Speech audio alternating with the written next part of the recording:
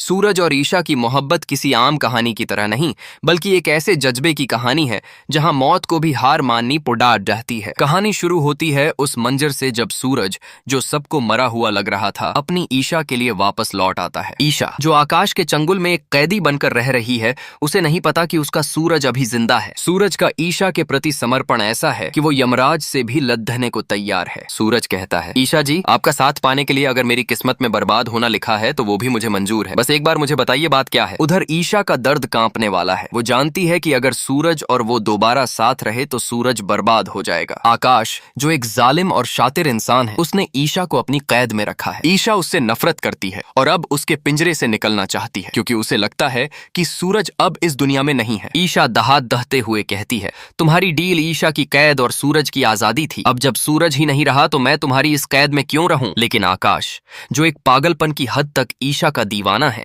उसे धमकी देता है कि अगर वो उसे नहीं मिली तो वो हर वो चीज मिटा देगा जो ईशा को पसंद है। कहानी में तब एक नया मोड़ आता है जब ईशा की छोटी सी बेटी मेहिका के जरिए आकाश उसे ब्लैकमेल करता है। ईशा बेबस होकर शादी के लिए हाँ कर देती है, सिर्फ इसलिए ताकि वो मेहिका की हिफाजत कर सके। लेकिन कहानी का सबसे बड़ा सस्पेंस तब खुलता है जब सूरज का मरना एक नाटक साबित होता है। सूरज सिर्फ इसलिए मरना चाहता था ताकि वो आकाश की असलियत जान सके और उसे जद्दी सौदा की हदेची फेंक सके। सूरज की माँ, जो सूरज को वापस देखकर पहले तो बहुत रोती है, फिर उसे गले लगाती है। सूरज अब चुप बैठने वालों में से नहीं है। उसने आकाश को हराने की पूरी रणनीति बना ली है। सूरज अपनी पूरी टीम के साथ एक मास्टर प्लान तैयार करता है। ईशा की एक ही ख्वाहिश है कि उसकी शादी में उसके माँ बाप का आशीर्वाद उसे मिले। आकाश इस मौके का फायदा उठाकर ईशा की माँ को इंडिया बुलाने का वादा करता है, लेकिन उसे क्या पता कि सूरज उसके हर कदम पर नजर रखे हुए है। सूरज कहता है, ईशा जी, आप हर बार मुझे मेरे सवालों के साथ अकेला छोड़ गई हैं। जब तक मुझे मेरे सवालों के जवाब नहीं मिल जाते, मैं यहाँ से कहीं नहीं जाऊंगा। सूरज अब पूरी तरह से ठान चुका है कि वो ईशा को आकाश की कैद से छुड़ा कर ही दम लेगा। उसने अपनी चाची और बाकी परिवार वालों को भी इस मिशन में शामिल कर लिया है। ईशा को इस बात का यकीन नहीं हो रहा कि सूरज उसके सामने खड़ा है। एक तरफ आकाश का डर और दूसरी तरफ सूरज का प्यार। ईशा की जिंदगी एक दोराहे पर खड़ी है। आकाश को लगता है कि वो जीत चुका है। उसे लगता है कि उसने ईशा को पूरी तरह अपने काबू में कर लिया है, लेकिन वो भूल रहा है कि एक प्रेमी जब अपनी प्रेमिका को बचाने निकलता है तो वो यमराज को भी चुनौती देने से नहीं कतराता। ईशा से प्यार करते हो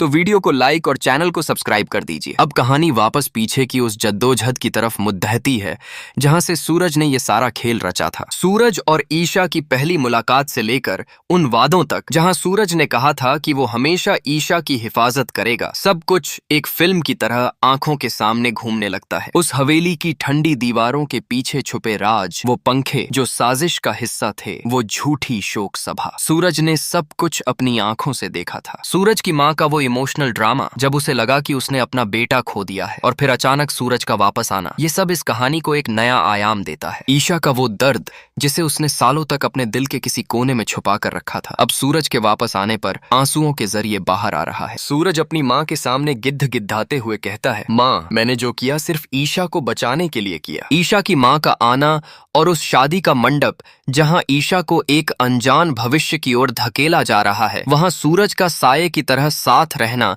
किसी चमत्कार से कम नहीं है। कहानी का हर एक लफ्ज, हर एक सीन दर्शकों को कुर्सी के किनारे पर बिठाने के लिए काफी है। क्या सूरज कामयाब होगा? क्या आकाश का घमंड चूर चूर हो पाएगा? और क्या ईशा और सूरज का मिलन वाकई मुमकिन है? ये वो सवाल हैं जो हर किसी के दिल में हलचल मचा रहे हैं। कहानी में छुपे हुए इमोशंस, वो बदले की आग और वो अटूट प्यार, ये सब मिलकर इस सीरियल को खास बनाते हैं। सूरज का अपनी पीठ न दिखाने का वादा अब हकीकत में बदलने वाला है। वह हर कदम पर आकाश के बिछाए हुए जाल को काट रहा है। गुलाब सिंह से लेकर घर के हर सदस्य तक सब अब सूरज के साथ हैं। आकाश, जिसे लगता था कि वो इस हवेली का मालिक है, अब अपनी ही बिछाई गई बिसात पर फंसता जा रहा है। ईशा से प्यार करते हो तो वीडियो को लाइक और चैनल को सब्सक्राइब कर दीजिए। क्या आपने गौर किया कि कैसे ईशा की आंखों में अब डर की जगह उम्मीद ने ले ली है? जब उसे पता चला कि उसका सूरज जिंदा है तो उसका सारा गम एक पल में खुशी में बदल गया। सूरज ने ईशा से वादा किया है, बदले में जान की बाजी ही क्यों न लगानी पड़ी डी जाए, मैं आपकी हिफाजत करूंगा। यह सिर्फ एक डायलॉग नहीं, बल्कि सूरज की जिंदगी का मकसद है। आकाश की वो जिद कि मैं जो चाहूं इसके साथ कर सकता हूं, अब उसके लिए ही गले की हड्डी बन गई है। ईशा का ये कहना कि मैं नहीं हूं तुम्हारी पत्नी, आकाश के अहंकार पर सबसे बड़ा तमाचा है। कहानी अब अपने चरमोत्कर्ष पर है। हर पल एक नया खतरा और हर कदम पर एक नई साजिश। क्या आकाश अपनी हार मान लेगा या वो ईशा को पूरी तरह तबाह कर देगा? सूरज के पास अब वक्त कम है, क्योंकि शादी की तारीख करीब आ रही है। उसे ईशा को उस घर से बाहर निकालना है, लेकिन आकाश के